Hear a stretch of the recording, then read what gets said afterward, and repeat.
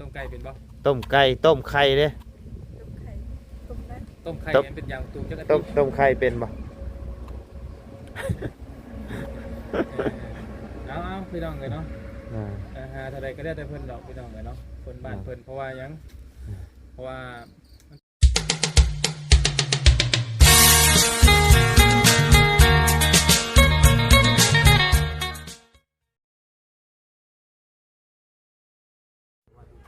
เนาะพี่น้องทักทายกับสบายดีเนาะพ่อแม่พี่น้อง FC เบิร์ดสู่ขู่สู่คนเนาะว่าอยู่ในและต่างประเทศก็ยินดีต้อนรับเข้าสู่ช่องวาไลพะลุยคือเก่าพี่น้องพบเจอกันช่วงมืดพี่น้องเลยเท่าเป็นคลิปที่2ของวันที่2เนาะพี่น้องเลยมื้อนี้มาคำมามืดแน่พี่น้องเลยพี่น้องเลยไปก้านกบก้านเขียดกันเด้อหน่อยก้านเขียดก่อนหน่อยหน่อยหน่อยคือคนกั้นเขียดนี่เพิ่นว่าเนี่ยหาก้านแถวนี้แล้วนี่หน่อยสบายดีอันนี้ก็โอ้ตั้งนั้นก็มูดมาแหละเยอะหาช่องแถวนี้ละพูดไม่ได้บ่แม่นเรียบร้อยได้น่ะปิดไปเลยของเก่าของใหม่ของใหม่น่ะสุดยอดแล้วของใหม่ของเก่าบ่ได้ขุดติของเก่ามันบ่คักเพิ่นน่ะเอาของใหม่ได้ได้ไปเหยียบลงหันวับลงหันขอบ่ได้เอาขึ้นนะข่อยโอ้ทำมั่งอีกแล้วลงกันเดือดดีนี่แต่ครบแล้วขอเฮ็ดฮะเบิ่งเด้อเบิ่งเด้อน้ำกัดนั่นเนาะน้ำกัดโอ้หน่อยสบายดีแกบ่เสียเวลาเอามีแต่ว่าเดี๋ยวคอยไปเบิ่งทั้งแม่เพิ่นก่อนเด้อไปแล้วบ่โดยมาล่ะมาขอไม้น้อยใช่ป่ะน้ำกัดโอเคเอาก็ให้หมู่นี่แหละหมู่ขึ้นมาดังหมู่เนาะไปหม่องไฟไปเอาโอเคจังพี่น้องเอ้ยมาเบิ่งกันคนนึงต้มไม่มียังน่ะลุงหนวดได้ยังมาน่ะอ๋อหมักกระทันบ่หมักเด่นได้หมักเด่นเนาะโดยมาฝากมาต้อนเพิ่นเนาะขนมน้ำโดยว่ากินเดือนกินชาพี่ทนบ่เอาเนาะครับอันนี้เพื่อนขอเองก็แล้วเด่นก็ได้เพราะว่าทั้งแม่เลยแม่น้องกับพี่เพิ่นคนปลูกเองนี่นะมือเพิ่นเองปลูกเองเนาะปลูกเองกินเองใส่เองใส่กินเองน้องน้ำกะปลูกเองบัดนี้พี่น้องเนาะโอ้เพิ่นเบิ่งน้ำในก็มีพี่น้องเนาะน้ำก็ใกล้เนาะน้ำก็ไหลไฟสว่างยังอยู่ไผยังวะยังสบายเนาะเป็นพาเซียววินไปพี่น้องเนาะวานฝากไว้น้ำนางใส่พี่น้องวานเนาะกินข้าวกินน้ำก่อนเนาะมีกินบ่เบิดได้กินเนาะได้ยังกินแรงต้มน้ำไม่ดองต้มไม่ดองที่ว่าแม่จะต้มบ่ได้แต่เฮิงนะบ่นี่เนาะต้องพูดคนเดียวบ่น้องพูดบ่เพราะว่านี่เห็ดทักแท้เห็นคลิปบ่เที่ยงบ่คือว่าตูนนี่แหละเป็นไงกลุ่มนี่ดิกลุ่มอะไรเนาะมันข่อยนี่นะเจ้าบ่โอ้ยทักๆเนาะตามแก้วแล้วน้องเด้อใส่มาเอาไว้สิตำบักหุ่งมือขึ้นเทือนใหม่บ่น่าสิได้อยู่เด้น่าสิได้อยู่เพราะมันยังมันอยู่ตากไว้คือออกจากถุงยางเอาไปผักแช่ตู้เย็นน้ำเพิ่นไว้ก็ได้โซสีมือเนาะตำโซสีมือบ่จันโซสีมือบ่จันบ่ต้องให้บ่จันบ่โอ้เย็นแท้มาหาอยู่บ่มื้อนี้มาแล้วเนาะหนาวพี่น้องเนาะบันไดเรียบร้อยแล้วน้องติร้อยยังบ่ทันได้ขึ้นบ่อากาศหนาวๆบ่ได้ขึ้นนอนอยู่นี่บ่ยังเนาะฮะมาพี่มาอ่านมึงดูอ่านไว้ได้หนามือชมมือหมอบงานบ่นี่บ่เห็นนี่เรื่องข่อยสิลองดูสร้างเสร็จในวันที่ ในวันอาทิตย์ ในวันอาทิตย์ ในวันอาทิตย์ วันเป็นวันที่30 เดือน3 เดือน3 ปี2025สร้างแหล่ทีมงานคน 4 คน 4 คน มึงมีชิมาบ่ บ่มีแต่ เพิ่นเอาเรื่องเพิ่นเนาะ โดย เพิ่นเด้ ทีมงานเพิ่นเด้ ทีมงานสร้างเพิ่นเนาะ โดย บัดซื้อชิมาบ่มีบ่ บ่มีแล้วเจ้าบ่ได้มาเฮ็ดช่อยเพิ่น โอ้ไม่แป้นตัว แม่นบ่ เบิ่งกันเด้อ โดย บล็อกมันบล็อกท่อห้องน้ำเนาะแสดงว่างบประสร้างยังบ่ได้เนาะแต่อุปกรณ์นี่ก็ถือว่ายังบ่ครบเนาะไปบอกก้าวหรือว่าเป็นได้กี่ท่านบอกไว้เนาะมีแต่ในบ้านนี่ใช่ไหมพี่น้องมีบ้านอื่นนำบ่เนาะไล่ยังเตรียมพร้อมแล้วบ่นี่ยังไม่ได้ผลยังไง ยังไม่ทันซื้อ เพิ่นชื่อ มีเงินเท่าไหร่จ่าย 3 ล้าน สามล้าน 3 ล้านห้า ตัวแล้วพี่น้องเนาะพอกินอยู่บ่ให้กินหลายครับ มีแด่มีงัวอยู่บ่ บ่มีเงิน3 ล้านห้า บ่พอแล้วเนาะ หนู หมูน้อยตัวหนึงได้อยู่แล้วเนาะหมูได้ ห ส น่ อ อง ย ตัว ได้ หลายๆตัวอยู่เนาะ หลายๆตัวอยู่ได้ตัวละล้าน ตัวละ500,000 ตัว500,000บ่ น้อยเกินเนาะ ตัว700,000ได้อยู่ประมาณ3ตัว มาจ้ำอีกทีกินเลย จำผีบ่จำผีบ่หรือว่าอันเอามาให้แขกคนกิน ให้แค่กิน ไปอืม ไอ้ถามแน่เป็นเลขคือว่าตะกี้น้องสิเกาะนี่ให้คือว่ากันตันทั้งขี่ทั้งทางบ่ หมู บ่ฮู้ หนู ตัวนี้พูดนำผู้ใหญ่เพิ่นเนาะ หนู บ่ได้ซ้ำบัดนี้ โอ้เพิ่นเกาะนี่งามเด้เกาะออกมานี่ นั่นแหละเป็นเอาถือเขาไม่ได้บ่ให้ถือหรอกให้ถืออยู่เนาะแต่ ครับมีทาง FC เพิ่นก็โทรมาถามทางลุงหนวดอยู่เพิ่นว่า เพื่อนชาตินี่ตกลงแล้วดิเฮ็ดให้พ่อได้เฮ็ดให้แม่หรือว่าเฮ็ดให้ลูกคือจังว่ามีแต่บ่ขาดน้ำลูกเพิ่นว่าจังว่าก็โทรมาถามแต่ลูกลุงหนวดเลยว่าเป็นว่ายังบ่ได้ถามเพิ่น ก็คือว่าแหละเนาะทางน้องน้ำเพิ่นก็ยัง บ่น้องน้ำไปใส่พ่อใส่แม่ เลยเพิ่นก็ยังอาศัยทั้งพ่อทั้งแม่อยู่พี่น้อง ว่า ตัดสินใจเองก็บ่ได้เนาะ หนู คือว่าอย่างหนึงก็พอยังจังได๋ก็อยู่ด้วยพ่อแม่เนาะ แม่น ตั้งมันก็มันนักนะ เนาะบ่นักบ่ เกิดไปได้จ้ะเนาะ ถือหิวไกวตั้งแต่งอยู่ ไม่ได้จ่าแล้วบ่มื้อนี้ ยัง มียังจ่ามื้อนี้ ทำไมโดก น้ำไม่ดองบ่ หนู น้ำไม่ดองมากินเนาะพี่น้องกันเลยจ่าที่พ่อไปใช้ บ่เฮ็ด ทับกา ไปหาจ้าง ยังบ่มาอยู่ ยัง อ๋อโทษ คนนี้เราก็เนาะ เพิ่นใส่โคูมเนาะ หนูจะใส่ผม เฮ็ดยามมื้อคืนบ่ หนู เออ ดีเด้เนาะ กับมันเย็น อากาศเย็น ปันเดือน11 12จังว่าเรื่องหาพี่ ป น้อง กติเดือน5ยอดสงกรานต์เนี่ยฮ้อนเด้เนาะ หนู นี่โดดแหมเปียกๆไปหน่อย หนาวครับดี มีเวลากะมันมีคนเอาทอลงกับทอลงนั่นนะ เออ คือเขาจ้างสร้างเพิ่นเนาะอยู่กัน แม่นต้องรอสร้างเพิ่นมาเพิ่นละ ถือว่าจ้างขาดเลยเนาะ แต่ว่างบนี่นะยังบ่ทันมีบ่น้องนับ ยัง มันมี อ่า เลขที่สองมานี่ เอ้า ถามไปเลย โอ้ยเนาะอืมถามเนี่ยสิดำสิรวยได้เนาะบ่ยาวพอสิได้ไอ้งบ 7ขันบ่ ค่าสร้างให้ไปจัก ขันใด7ขันพี่น้องเนาะคำ8ขันนะขันใดพีขึ้นเนาะแม่นบ่ บ่ 2 4 6 7 8 9 10 ขี้หนีบคน คู่ คิดอยู่คู่นี้ คู่ ว่ะ นี่คีกอยู่คู่นี้อ่า ถือกันนะ หน่อย ก่อนเขาถือตัวนี้ โอ้คัน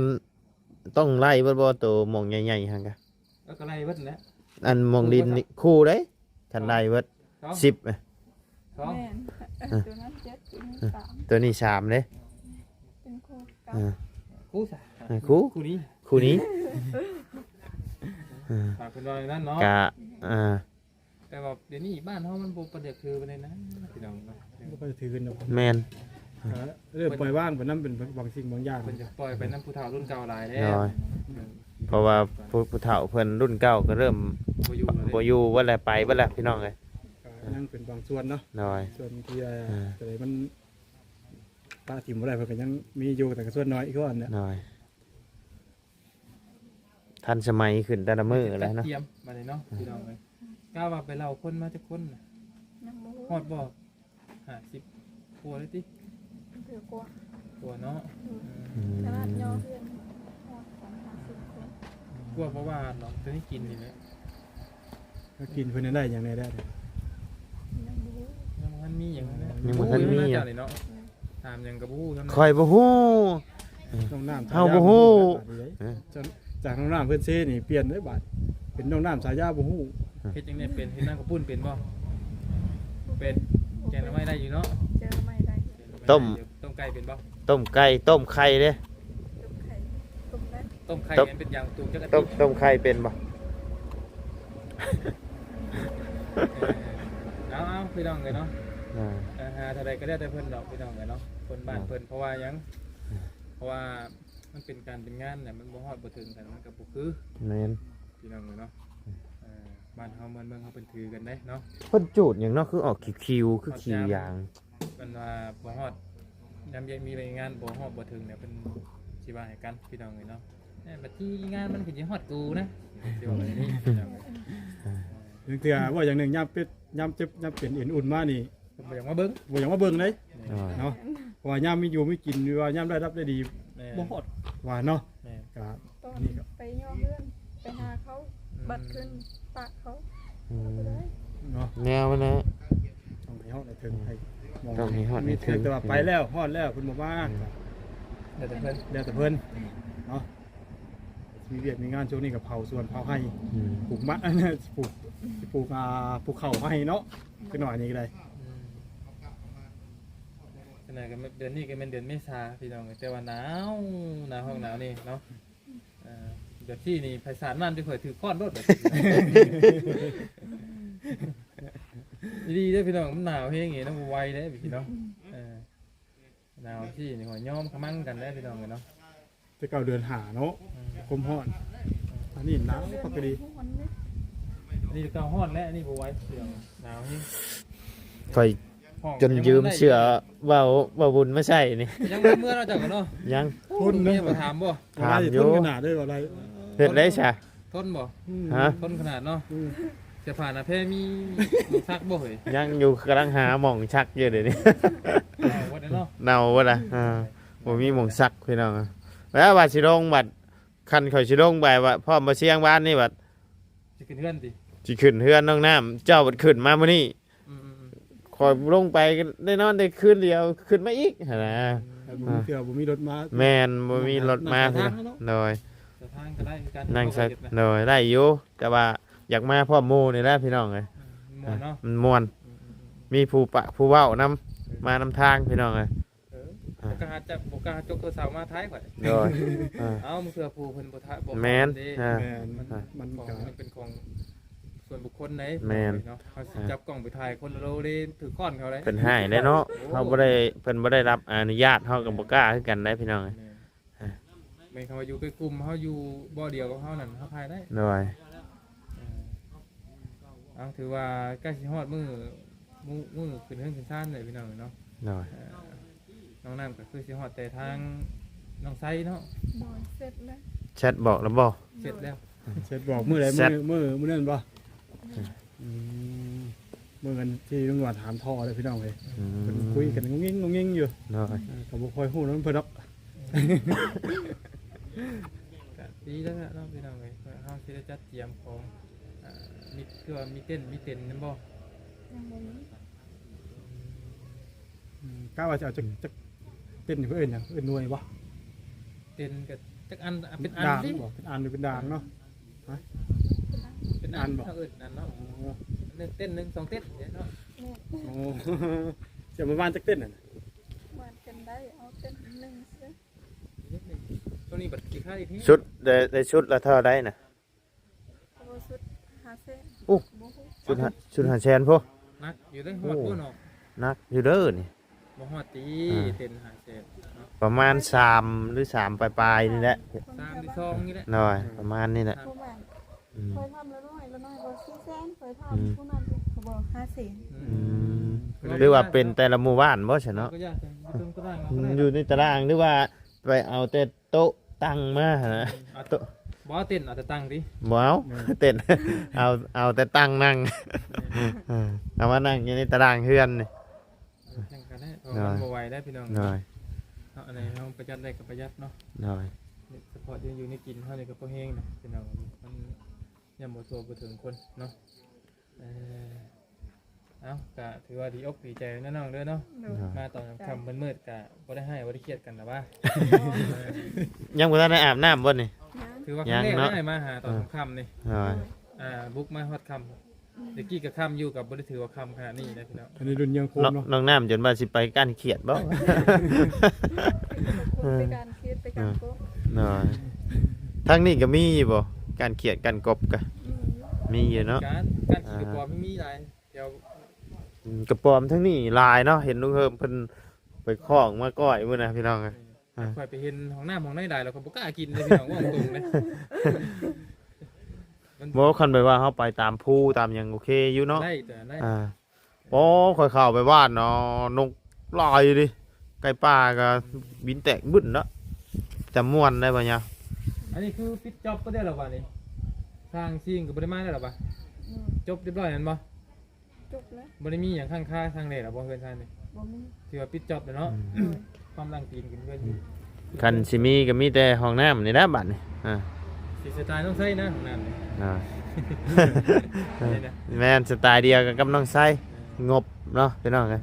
แต่ว่าทางน้องไส้นี่ มาเบิดแล้วบ่ ครบแล้ว ยังได แล้วครบเรื่องค่าสร้าง ค่าสร้างนี่ครบแล้วแต่ว่าเรื่องอุปกรณ์นี่ก็ยังอยู่เด้ ดูก่อนยัง หลังคาไม้48นี่ยังก็ยังในเฮือนน้องไส้ก็ ไม่กับบ่เรือบ่หลายเนาะ น้อย ไม่เพิ่นหรือมีแต่10เซนนี่ น้อย แต่ก็ เป็นอุปกรณ์เป็นไม้ ลดต้นทุนลงไปได้อยู่ น้อย ไปเติบอยู่เด้ แมน ดีกว่าบ่มีจักกี้อยู่เด้ น้อย สิมานักตัวเพนอนุชิงกับอันเพนไม้ศิลา แมน ตัวชินักเพนอนุชิงครับ7-8เพนบ่ได้ โอ้หนาวแล้วข่อยบัดนี้บ่ไหวแล้วข่อยบัดนี้ไปแล้วข่อยบัดนี้ ไปแล้วบ่ ไปแล้ว ไปแล้วข่อยบ่ไหวนะค่ำเลย ไปแล้วไป น้อย กันแล้วทางนี้กันแล้วเนาะ ฮะแรงออกป้าเด้อบัดนี้เด้อน้องน้ำเด้อเมื่อป้าเด้อโดยสบายดีเด้อ ก็เมย์รับก่อนนิดนึง โดยไปเด้อว้าวยาวลุงหนวดโดยสบายดีเด้อไปพี่น้องเลยโอเคสำหรับพ่อแม่พี่น้องสำหรับคลิปนี้ก็โอ้มาขับมามืดแน่พี่น้องเลยทั้งบ่บุญบ่ยาวลุงหนวดเพิ่นหาสิเดินทางขึ้นมาฮอดพี่น้องเลยก็เลยมาคำๆแน่เนาะพี่น้องเลยโอเคสำหรับพี่น้องสำหรับคลิปนี้ทางบ่ไรก็สิได้ขอจบคลิปลงไว้เพียงสำนี้กันเด้อพี่น้องเด้อ